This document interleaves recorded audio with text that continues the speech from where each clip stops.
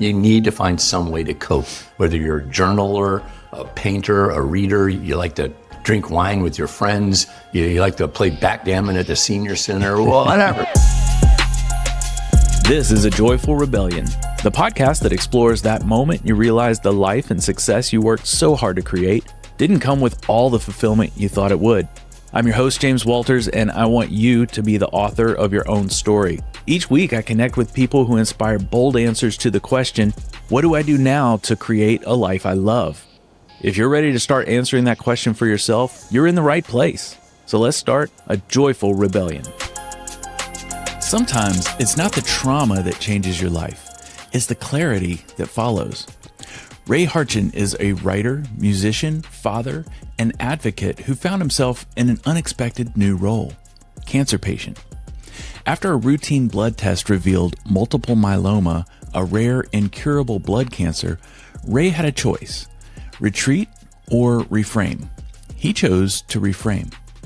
In this conversation, we talk about the moment everything shifted, how Ray used music, mindset, and movement to navigate a new identity, and why he now sees his diagnosis not as a loss, but as a lens. We also explore how his motto, if not now, when, has led to 2 books, new songs, and a global community of support.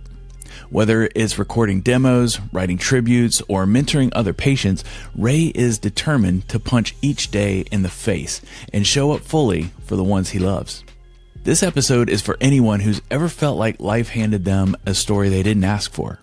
Ray reminds us that while we don't get to choose what happens, we do get to choose how we respond and who we become because of it. Ray Hartjen, thank you for being here on A Joyful Rebellion today. My pleasure. Thank you, James, for having me. It's a wonderful opportunity, and I appreciate it. Thank you so much.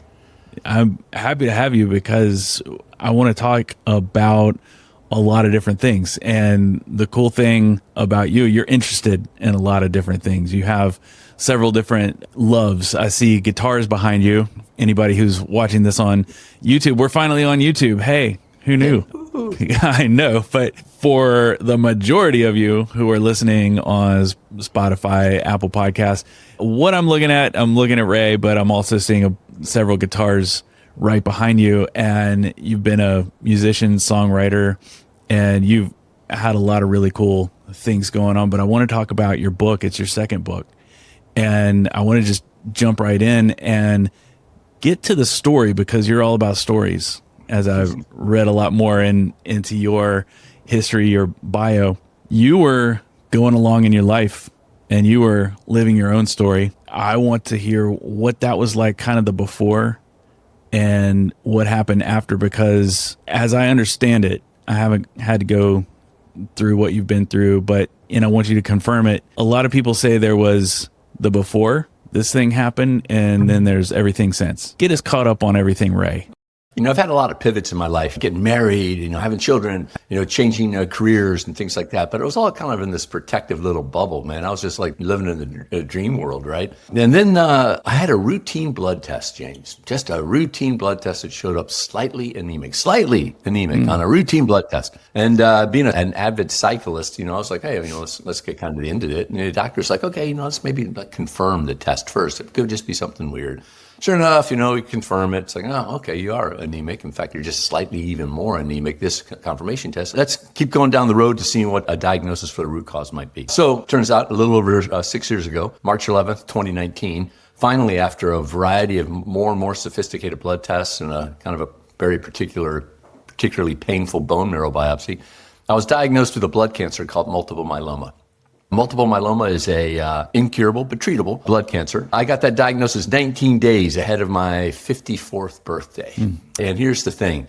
I felt fine. I had a routine blood test that showed that I was anemic. When we found out that I had multiple myeloma, it turned out that 90% of my bone marrow was cancerous. That's a point that I want to let really kind of soak in with your audience. All through the process, I felt fine. In hindsight, maybe I was a bit fatigued, but give me a break. I was 54 years old. I had a wife, a full-time job, 2 kids in expensive private universities. So, give me a little bit of break. I probably shouldn't have been a touch fatigued, right?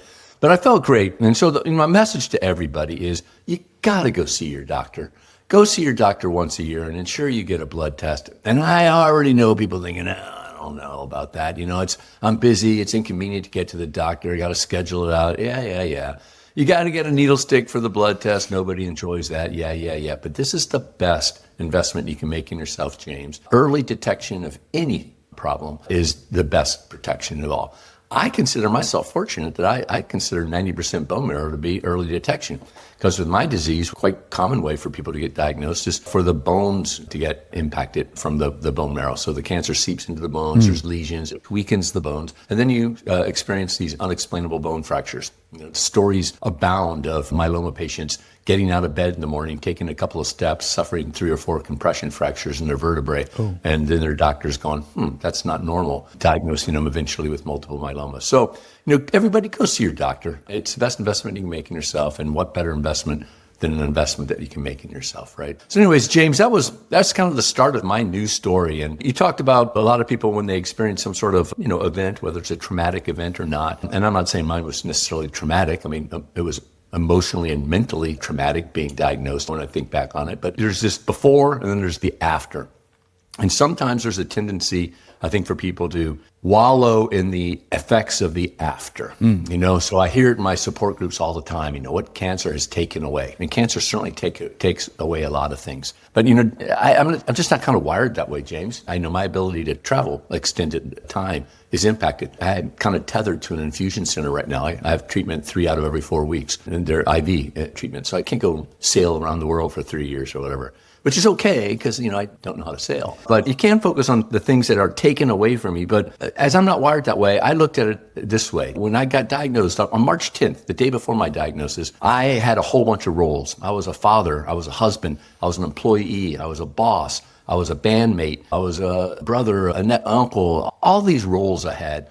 And James, within each one of those roles, I had goals and accountabilities, the things that I wanted to achieve within those goals. And you know what? March 11th, I was diagnosed, and guess what, James? I had those exact same roles. I was still a husband, still a father, still a bandmate, still a boss, still an employee, et cetera, et cetera, et cetera. So nothing went away. They're just a new normal. Things change.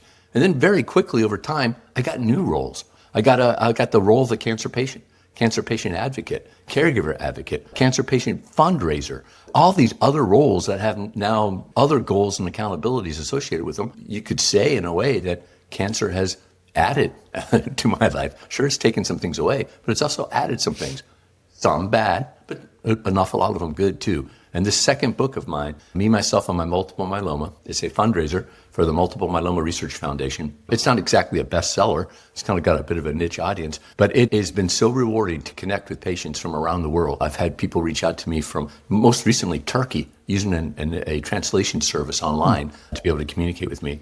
I've had a group of patients from Iran reach out to me, which is fantastic, that putting aside geopolitical differences and the religious differences and the like, just human to human. I've had people reach out from New Zealand, South Africa, Australia. It's been an honor to hear their stories, share my stories with them, fight this disease hand in hand together. That's really powerful. And I want to talk about something you mentioned just a minute ago. You said you had several roles that you had going on at the time before you added a few more based on your diagnosis. And your life was really full, sounds like, at that point. So it's not like you were looking to add something else to your plate, but you had to. What I'm curious about is, because you had all of those other things going on, you had those goals, you had those other people you were accountable to. Do you feel like that worked into kind of your mindset on the diagnosis of, okay, I need to take this thing seriously, but this doesn't define me right now? Yeah, it helps define me, but it doesn't define me entirely. And I knew I had to make a choice. I approached my initial diagnosis, James. The induction therapy, it's like, okay, we're going to put you in some immunotherapy drugs, and we're going to get you a little bit healthier, hopefully kill down the level of cancer, and then go through a comprehensive stem cell transplant process. So 3 to 6 months of induction therapy and then stem cell transplant. And me being classic overachiever guy, I'm like, all right, we're going to kill this. 3 to 6 months, we're going to do this induction therapy. In 3 months, we're going to get the stem cell transplant. And, I'm going to be in the great shape. I'm going to control everything I can control. I can control my physical condition, my nutrition, go to my doctor's appointments. I'm going to take my medicines and all that. I just focused on that. And part of it was like, what type of role model did I want to be to my children? How did I want them to, when they face an obstacle, whether a health obstacle or something in their future careers or whatever, how do I want them to approach it? Well, I don't want them to be quitters, man. So I wasn't going to quit on this. So that wasn't even an option. So I wanted to, role model taking control of what I could control. And, James, my whole life has been built kind of around these milestone events, whether there's like a gig, a performance gig, or a work deliverable, a race, some sort of a game or something like that, whether it's, been academics, professional life, music, athletics, whatever. It's always been an event, a capstone, a milestone. So there's been some training or rehearsal or whatever, and then the delivery, the performance, the game, or what have you. Well, that's the way I went at this cancer problem that I had. And just shy of 2 weeks into it, I'm sitting at a restaurant, P.F. Chang's, as I recall, with my wife and my son. And I was just done, man. I was absolutely exhausted. Wow. I'm sitting there, I can't even read the extensive menu. And I began to think about, why am I so tired? And it's cancer for those 2 weeks. It was the first thing I thought about in the morning. It was the last thing I thought about before I went to sleep. And quite often the thing that I was thinking about in my head. And I was just trying to be, the best me I could be and attack this thing full force. And I had exhausted myself in just 2 weeks. Wow. And that's when I had to reframe the paradigm that I was taking. There was no game night or game day or fight night or anything like that. It's an incurable disease, so it's a marathon, not a sprint. There's not one, fight night. Every night is fight night. Every day is game day. So I needed something sustainable. And the process I wasn't sustainable. And, I kind of started thinking back to music and a mixing board and levels. And I started realizing, my whole being is more than just my physical being. I was concentrating on my physical being, but my mental and emotional state had just pulled the rest of me down. And I was actually physically tired because I was mentally exhausted as well. And so I began to think of my whole being as made up of my physical component, my mental, emotional, and spiritual components. Each one of those levels, if they're strong enough, can pull up one that might be lagging. But likewise, one of those or more of those that are low could maybe drag down some of those ones that could be strength. So I began to look at that as a whole system. And then that led me to thinking a little bit differently about everything, James. Yeah. I started thinking, well, that's something I just learned by myself, just by thinking about it. I'm sitting kind of slumped in a chair at P.F. Chang's, and this is kind of coming to me. I'm like, how else can I maybe rethink this and reframe it? I fell back to very quickly, within a couple of days or a week or something like that, an exercise that I used to facilitate when I facilitated time management courses in my professional career. There's a time management course from Stephen Covey, is the Covey of that. It's the 7 Habits of Highly Effective People author. And you audience out there, you can play along with me quickly with this quick little exercise. It's called the timeline exercise. And just, if you have a piece of paper and pencil handy, great. If you don't, just in your mind, draw a horizontal line from left to right. And then from at the far end, the left-hand side of your line, make a little tick mark. And the far right-hand side, make a little tick mark as well. So you've got a segment now. Now on your left-hand side, you write the letter B. That stands for your birth. And then on the far right-hand side, where you have that vertical tick mark, you put a D. Of course, that's going to represent your death. That's your timeline, folks, right there. Now the hard part comes. Introspectively, you just kind of take a moment and say, yeah, I know that tomorrow's not promised. I know the rest of today's not promised. But this is where I think I am on my timeline. This is where I believe, in my heart, I am on my timeline. And James, forever, I just haphazardly threw my dash in the middle. Yeah. Because, dude, I was going to live forever. Right. And revisiting that timeline, I thought, well, with this cancer diagnosis, I'm probably, if I'm being honest with myself, I'm much further to the right than I previously thought. So if that's the case, what are you going to do about it? What does it mean? And I kind of looked at that for a little bit and I opened my eyes. I was able to articulate in my head for the first time is that, Ray, you take time for granted. Because I did. And I think I was like a lot of humans, I'd taken time for granted. I would take, James, all tomorrows for granted, next week's and next month, sometimes depending on the circumstances, next year, even decades into the future, taken for granted. And it was all that thing that we fall prey to. One day, I'm going to ... right? And so I started thinking, well, I need to stop taking time for granted. But the more I thought about taking time for granted, I also realized that the way it manifested itself, the way it presented itself to me, was I took people and relationships for granted as well. Not only was tomorrow going to be here, but my buddy James was going to be here tomorrow too. So I'm thinking about him today, but I'll reach out to him maybe tomorrow because I got an email I got to get to or something like that, some mundane task or whatever.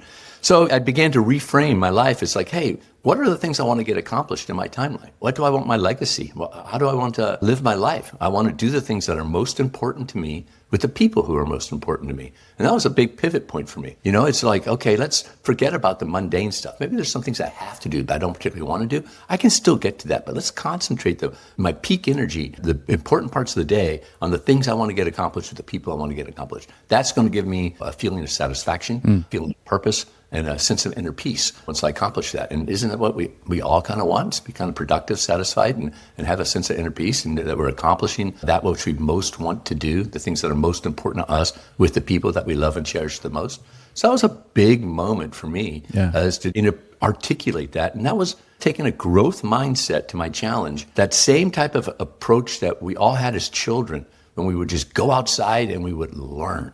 We didn't have any past experiences. We didn't know anything. Then we become teenagers and we know everything. So your audience that aren't watching on YouTube, I'm using air quotes here. There comes a time in our lives that we know everything. And we stop approaching things with that beginner's attitude, that discovery of learning. I want to learn. I want to discover. I want to learn more about myself. And with that, I want to, do those things. And being a musician, I'm always looking to make more money because musicians don't make very much money. What's a kind of a cool little saying I can put on the back of a T-shirt? Looking at that timeline exercise, James, a motto came to my head: if not now, when? And so, I began thinking about things as if not now, when? Time might go on forever, but I'm not going to go on forever. So, if I'm going to do it, when? And that led to another motto for a back of a gig shirt, and that is punch today in the face. I want, a personal motto is I want to get today's attention. And if any of you have ever been punched in the face, that really kind of grabs your attention. It's like, like forget about the other thing. So, I want to be able to lay down at bed at night, kind of look over at the figurative day and say, man, I used you up. You knew I was here. I made some noise, and then point my direction over toward tomorrow and say, I'm coming for you next. Tomorrow you'll be today, and then I'm taking advantage of you as well. So people out there, everyone's got something different, right? Find your passion. Find the things that are most important to you. Concentrate on those, and concentrate on the people that you want to be around, because life's too short to be doing the things that you don't want to do, you don't need to do. And certainly it's too short just to procrastinate the things that mean so much to you personally. So find those things that mean a lot to you personally, and hey, think about, if not now, when? Let's get started. Sometimes the task at hand might be so large, it's like, oh, I'll never complete that. You don't need to complete it, James. You gotta get started. See, if you never get started, you never complete it. So get started and just keep chipping away at it, making progress. You'll get there. I love that. If not now, when? It's a powerful question for anyone to ask themselves. It led to my first book. My first book is called Immaculate: How the Steelers Saved Pittsburgh.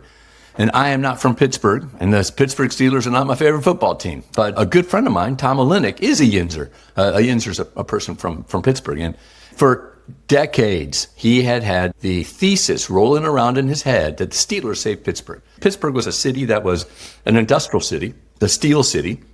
And just like its Rust Belt cousins, it had to go through a deindustrialization transformation. Yet, you look back at some of these other cities, Buffalo, Cleveland, Akron, Youngstown, Gary, Indiana, those cities still are struggling to become new economy cities, where Pittsburgh, on the other hand, has come through their very difficult transition smelling like a rose. Around the world, Pittsburgh is continually listed on most livable cities and best cities to live in. They're world renowned for academia, medical research, technology, robotics. Pittsburgh is a new economy city, even though it grew up for over a century, very much steeped in industry. And Tom's thesis was the thing that got Pittsburghers, Yinzers, through the entire process was that when they needed their heroes the most, they had a place that they could find them. They could look over at Three River Stadium, see their professional football team, the Pittsburgh Steelers. That was kind of built in their mirror image. They were tough, hard-nosed, bring your lunch pail to work type of guys. The city of Pittsburgh, those workers were people who took showers when they came home from work, not people that took showers before they went to work, right? So it's this blue-collar effort. That was his thesis. He told his family and friends for decades, this would make a great book. This would make a great book. Finally, in 2020, I kind of grabbed him by the shoulders, with my new motto, and I said, Tom, if not now, when? Let's get started. I'm a writer. You're a biotech executive. Let me help you get started. And if we ever veer off your vision, we'll course correct. Well, a year and a half later, we weren't off of his vision. We have a book. It's a book I'm super proud of. My first book. And I think it's an example of, if not now, when? Spread the news, people. If you want to get this done, you can't talk about it for 20, well, you can talk about it for 20 years, but it's not going to get it done. Yeah. Maybe somebody else is going to do it. But if you want to get done, if you want to pen a love letter to the city of Pittsburgh, let's pen it. Let's get started. If not now, James, when? I love it. And going back to another thing you said, because if someone's listening and they get inspired by this thought and they look at themselves in the mirror and they say, you know what, that's been me for 20 years, because so much of this podcast that we're connecting on right now is about that conversation I have with people who have always wanted to write a book. And they tell me, oh, I would love to start a podcast too.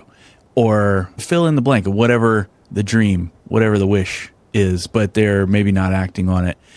And then the decades stack up.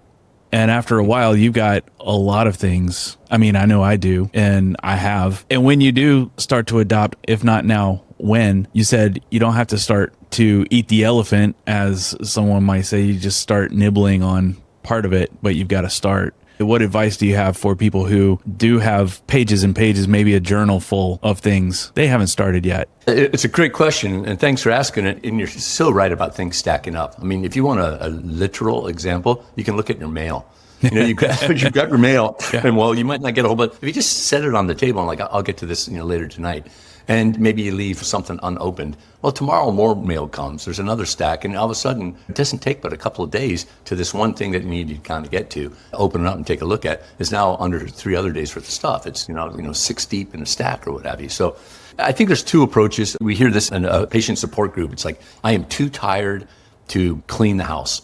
That sucks, man. If you want to clean house and you're too tired from your fatigue has hit you, that does not feel good. But here's an idea. How about let's not think about cleaning your house? How about let's just think about dusting off your dining room table? Get started with that. Take one step or something like that. That's one thing. You just got to get started. So if you do have a list of things to get started with, I would look at it 2 different ways. One is just start with the first one. That's one thing you can do. Just go in order. Another way might be which one of this list is maybe most important to me. Mm-hmm. And sometimes those most important ones are pretty big, hairy ones. As you said, it's, that elephant, right? And let's break that down into smaller ones. I think as humans, we tend to fall back on this kind of instant gratification thing. You wake up one morning and you go, man, I'm 25 pounds overweight.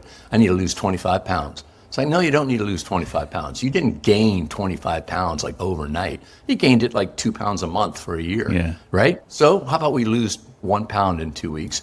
We lose 2 pounds in 2 weeks. And over a year, we're going to lose this 25 pounds. Let's not think that, we have to eat that whole elephant in one bite. So those big, hairy, audacious goals, BHAGs, those things that you want to do, break it down into smaller steps and then just find something to get started. You're out there and you want to have a podcast like James. Step number 1, come up with a name for your podcast. Step number 2, call James, because James would be a great guest on your podcast. Step number 3, call me. I'll be your guest also. You've already got 2 episodes in and you're 10 minutes into this project, right? So maybe start from the top, try to get a quick win or something like that. Start with the most important, break it down into goals. And then I said something just in passing there, these quick wins. Celebrate your wins. Celebrate getting started. You want to celebrate finishing, right? And you will. When you do finish, you're going to have a big celebration. But just celebrate getting started. Celebrate the steps that you take to accomplish what's most important to you. That's great advice. That leads us into what you said you've started doing a lot is you're a cancer patient advocate. Mm-hmm. I want to talk about that a little bit because you alluded to being part of a couple of different support groups. It sounds like when you got your diagnosis, you had to really reframe what that was going to mean for you. Then you also, sounds like you did some work on your own mindset and what you were going to allow yourself to think about it moving forward and how you're going to act about it. When you get into some of these support groups and you start engaging with people who maybe have been in there for a while, then also people who are brand new to it, what are the big differences that you see? I know we're generalizing, but are there any big differences you see from someone who was diagnosed 2 weeks ago as opposed to someone who was maybe diagnosed a year ago?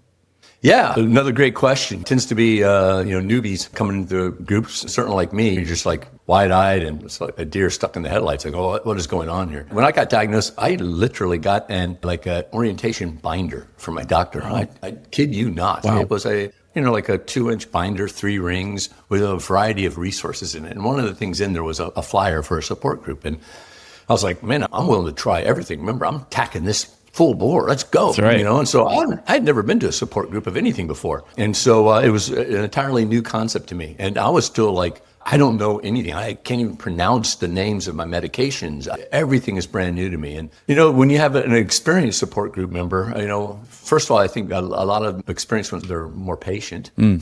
It's like, and they're good listeners. And it's not all about me, me, me. It's all about us, us, us. Sometimes even them, them, them. And the new patients, it's like, I need help, help me. I don't know where to go. And you sometimes can't even articulate that. You're like, There's also, I think, some longtime patient support group members that are weary and they're tired and they're getting worn out. Like I said, James, I'd never been in a support group before. I didn't know what's the rules. Yeah. And people were so helpful for me. They were teaching me how to become a cancer patient, right? And sharing little words of wisdom, like one little word of wisdom. Therapies tend to be cumulative in effect, that the side effects tend to get maybe a little bit worse sometimes. And sometimes medications, the first time you use it, you get the worst reaction, but I'm talking about maybe some of the chronic side effects like fatigue. And fatigue just kind of gets worse and worse and worse and worse. And I needed a helping hand. I was new at this and people were, reaching back and pulling me into the fight even further. And for me, the fight metaphor when it comes to battling cancer really works well. Some people are on a journey. Some people are on a fight.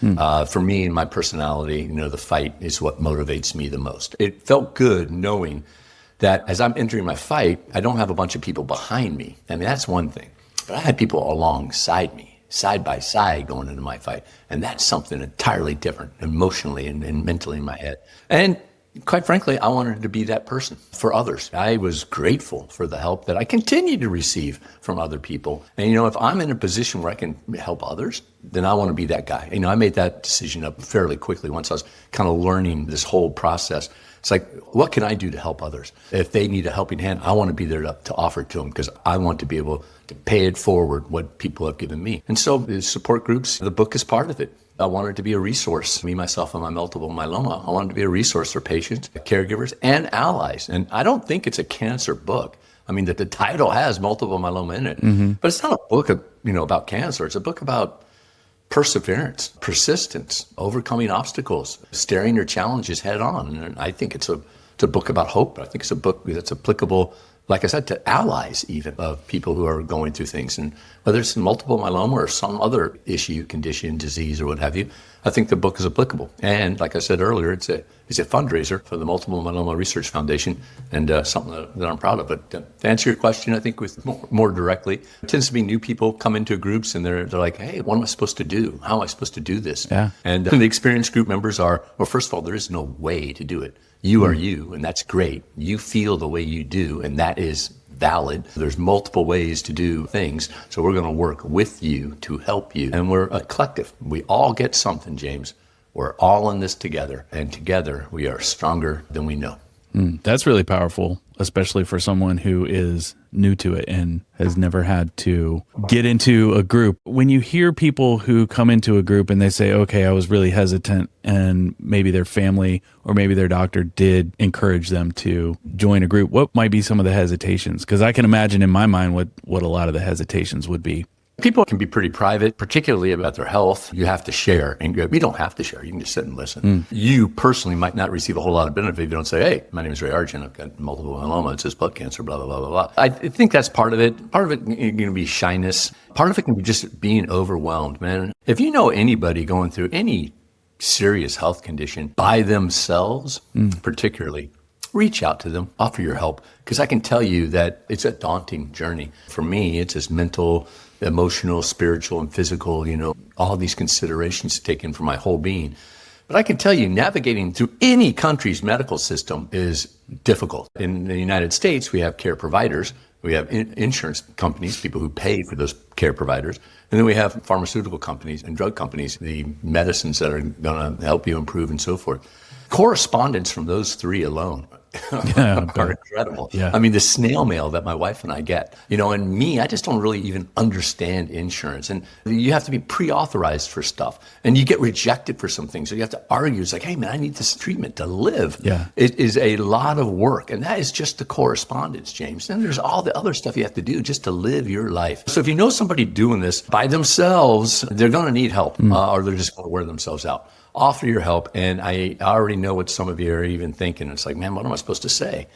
Start there. If you don't know what to say, fess up, confess, and say, James, I don't know what to say, but I'll care for you. I want to be able to help however I can. So I'm hoping that you and I can have this like difficult conversation for like 30 seconds, and then we can get to moving forward, right? So yeah, if people are sometimes hesitant, I think maybe just to ask for help. And when you go to group, in a way you are asking for help. You want to be in control. So some people want to be in control. So there's this lack of control. I'd encourage anybody who might think that they would benefit from a group, whether, they're going, whatever challenge that they might be going through, go at it with an open mind. Give it a try. And don't give it a try once. Give it a try a couple of times. And maybe you try different groups or something like that. But just go in it with an open mind, experiment, test and learn, just like you did as a kid. And, discover what works for you, because we all need coping mechanisms in our life. It's good for our physical being and our mental and emotional being. You need to find some way to cope, whether you're a journaler, a painter, a reader, you like to drink wine with your friends, you like to play backgammon at the senior center, whatever. There's some sort of coping mechanism that you need to find. And for, some patients, a coping mechanism is a support group. Now I'm curious, when you did adopt, you were saying, if not now, when? What was on your list? Obviously, you tackled your book, Immaculate, first. That's a good question. Answering it now, I got to go, man, my list there's still a lot of stuff out there. There were a couple of books I wanted to write, and my newest book is not quite in stores yet, but at the time of this recording, but it will be soon, probably upon this episode's release. It's called the Indy 500, a year-long quest to win the greatest spectacle in racing. When I was a kid, you remember the Scholastic America catalogs? Oh, yeah. Yeah. For those of you out there who don't know what those are, let me describe them to you. These very thin paper, maybe 4 or 5 of them kind of folded over into a catalog of treasures for a curious kid. There were posters and some other stuff, but mostly there were books. And so your teacher at school would pass around the catalog, and then you'd run home and go, Mom, Dad, I need like $1.10. Yeah. Not a lot of money back in the day. It was mostly coins, right? And I need like $1.10 to get a book. And I got a book called the Indy 500, 30 Days in May. It was written by Hal Higdon. I was probably 4th or 5th grade. This book chronicled the 1970 Indianapolis 500. And as a kid, man, I just found that book just captivating. It ignited in me a passion that still lives today for the event, the Indianapolis 500, and for the sport of auto racing. And I read that book, James, over and over, multiple times a year for at least a decade. Man, wow. I just was captivated by this. But like I said, that book chronicled the 1970 race, and I always wanted to update it for a new race. And finally, if not now, when? Punch the date in the face. That's great. A couple of years ago, I said, you know what? I want to tell this story, but I don't want to tell it a month long. The Indy 500 30 Days in May started the day before the track opened, April 30th, and then it ran up through the race day, May 31st, 1970. I was like, man, this is actually a year-long quest for race teams and their drivers, and their sponsors. And they're like, I'm going to do it for an entire year. We'll start with the last 2 laps of the 2023 Indy 500. I'm going to run it all the way through to the victory banquet the day after the 2024 race. So I did. I wrote it. I'm super excited for that book coming out. That's one of the things that, if not now, when. Another thing I want to do, I write a lot of songs. We don't tend to perform them a lot. And that when we're playing like a winery or something like that, people don't want to hear my crappy song. They'd rather hear Poison's Every Rose Has Its Thorn or something like that, right? Something they know, something they can sing along to and stuff like that. But I have these songs and I want to produce an LP or probably an EP. And that's been the difficult thing to do is stepping out and how do I want to produce this? And I decided that I don't want to produce it. There's a guy I admire out of the Bay Area where I used to live in California.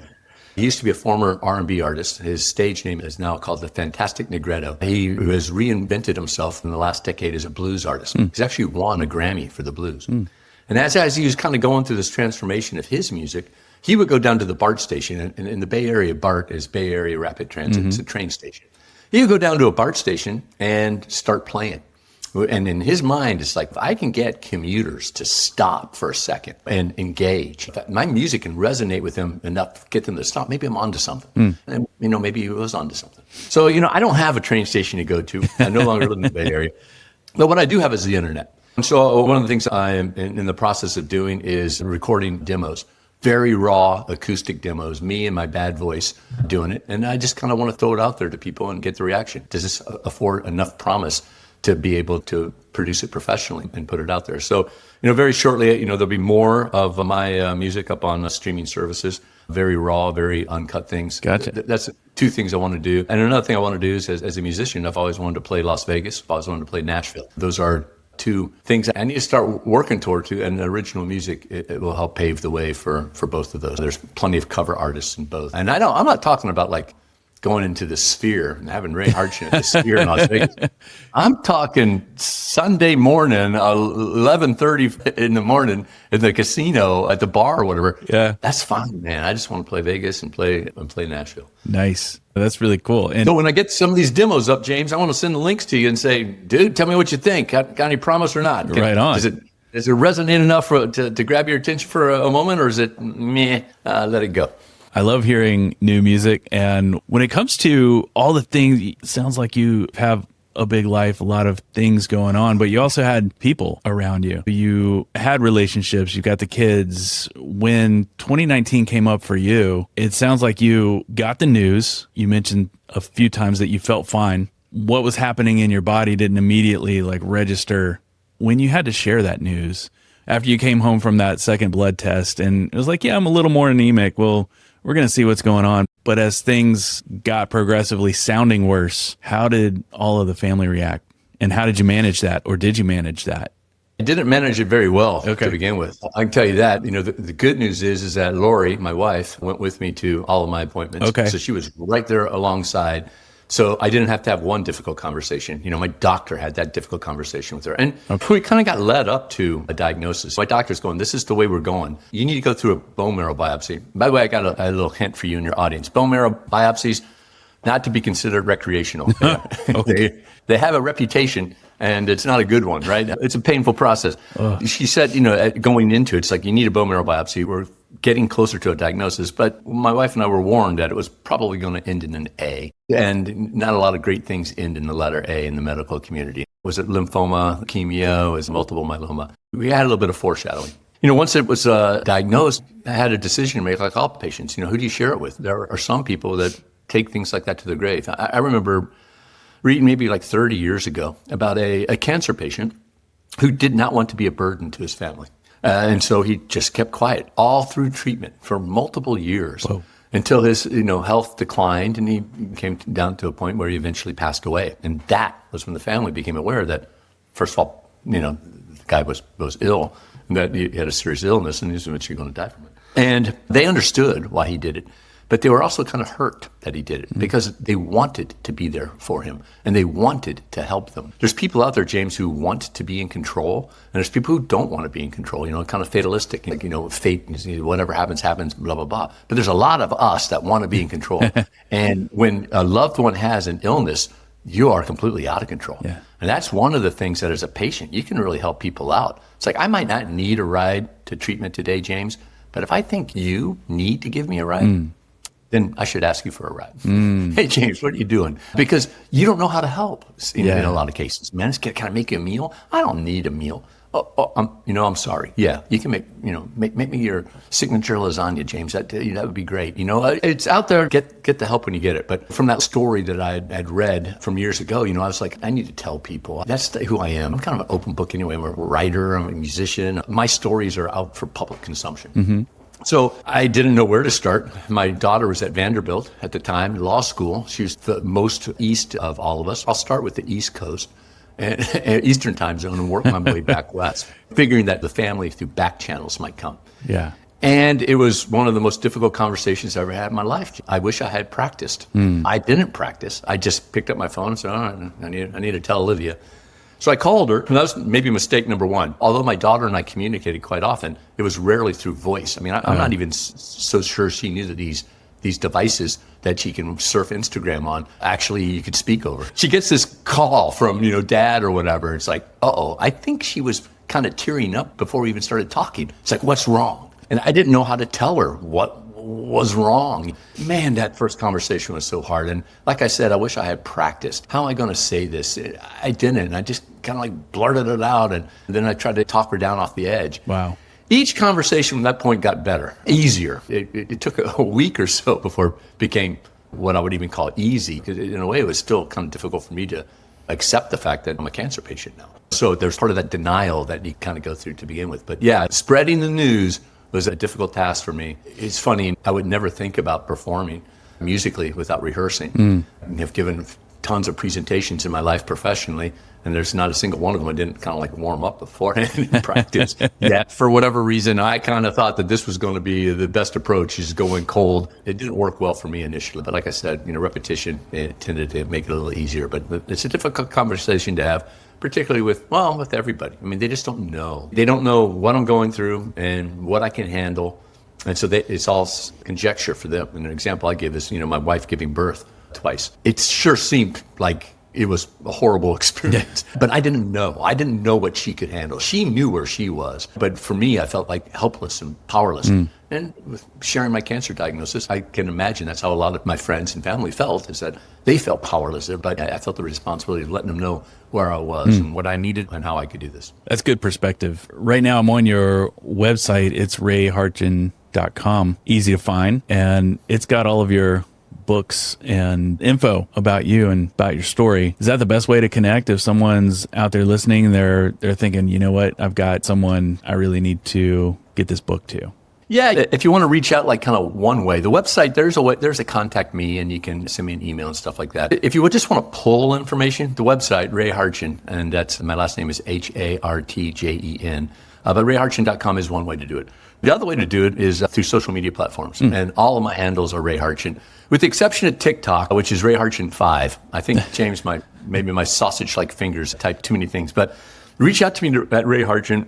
You can send me an email. My email is rayhartjen@gmail.com. My phone number is in the book. I do all that for a reason, particularly if you're a patient or you have a patient in your family or you just want to be an ally or whatever.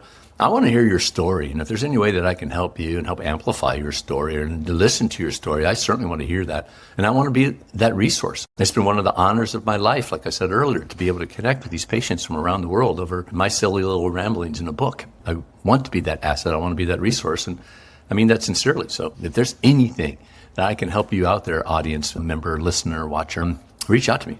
I'd be happy to do it. Well, Ray, thank you so much for that. That is huge. And I want to just thank you personally for being that for people who need that. I appreciate it. And I want to thank you for being that person for your audience. A joyful rebellion. I like what you're doing. You're a great man, and keep up the great work. I know we covered a lot of stuff, but is there anything you would like to talk about or any message that you would like to say for someone who's still with us right now? One thing I do want to share with people is that, man, you are okay.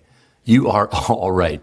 You are you, and that is awesome. Be the best you can be. Be the you want to be. If you're thinking about things like, I'm not doing this right or whatever, give yourself some grace. As an individual, you are the best you that there's ever been. So keep being you, keep doing you. Find those things that you're most passionate about.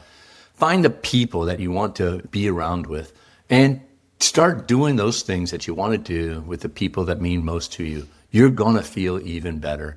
And the last thing I want to point out, you're facing some sort of challenge or some sort of obstacle, which happens, man. Life is complicated. Just know that you are stronger than you think you are. You have the core of a warrior. You can fight through anything. You are stronger than you know, and together we are stronger than we know as well. So if you need help, seek out help. And if you're feeling strong and you see somebody who needs help, reach back and give them some help as well. The world is a better place with you, kind listener, in it. I want to see you succeed and be strong, be powerful. And like I said, if there's anything I can do to help facilitate that process, reach out to me in social media, send me an email, what have you. Let's do this. Let's go punch the day in the face. Yeah. That's right. Ray, thank you so much. This was amazing. I appreciate it. Thank you, listener. Thank you, audience, for hanging around. Thank you, James, for the opportunity. It's been my pleasure. Thanks so much for joining me today. And if you have an extra minute, I have a favor to ask. Some of you listen to this show on Apple Podcasts, and a lot of you I talk to are on Spotify or Amazon. I'd love it if you would take just a second to leave a rating or a review. It lets the platforms know that listeners are getting value from the show and suggest it to others who are interested in similar content. And as always, if you have a topic you'd like me to cover, a guest suggestion, or just general feedback, I'd love to hear about that too. Connect with me on Facebook, Instagram, or at ajoyfulrebellion.com.